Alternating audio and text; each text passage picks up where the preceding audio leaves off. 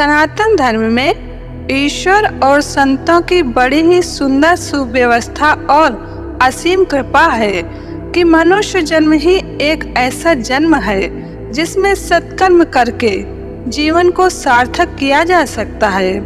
तो ऐसा ही सुनहरा अवसर 29 अगस्त को दो महायोग का संयोग बन रहा है।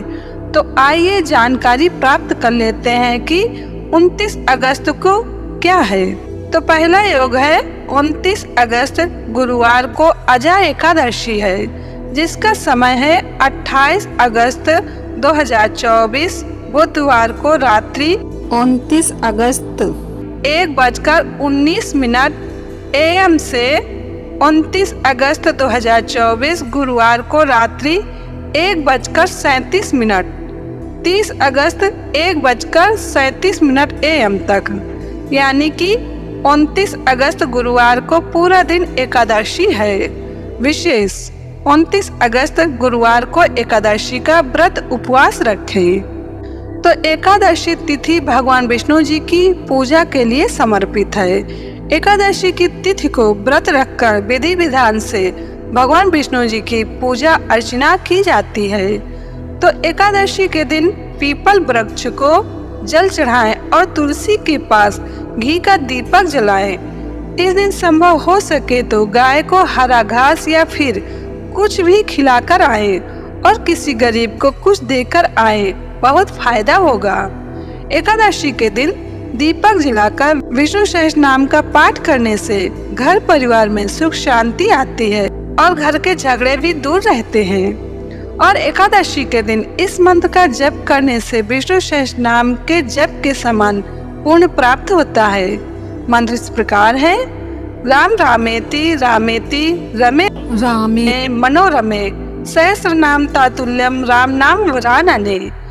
और एकादशी के दिन उपवास का भोजन बनाकर भगवान को प्रसाद लगाकर ही स्वयं ग्रहण करें। एकादशी के दिन अधिक से अधिक जप ध्यान में मन लगाएं, विशेष लाभ होगा और सच्ची कमाई होगी, जो कि शरीर शांत होने के बाद यानी कि मरने के बाद भी काम आएगी और सिर्फ वही कमाई साथ भी जाएगी।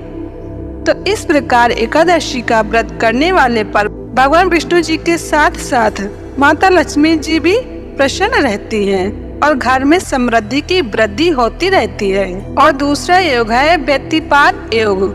व्यतिपात योग की ऐसी महिमा है कि उस समय जप पाठ प्राणायाम माला से जप या मानसिक जप करने से भगवान की और विशेषकर भगवान सूर्य नारायण की प्रसन्नता प्राप्त होती है।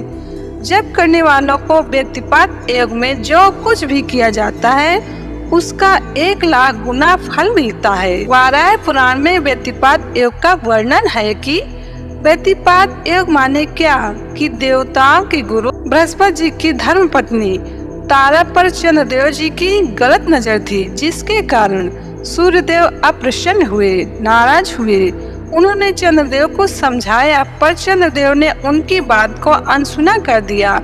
तो सूर्यदेव को दुख हुआ कि मैंने इनको सही बात बताई, फिर भी ध्यान नहीं दिया।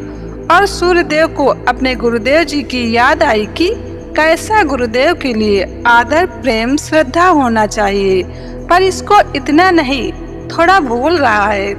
यह सूर्यदेव को गुरुदेव की याद आई और आंखों से आंसू बहे। वो समय व्यतिपात योग कहलाता है।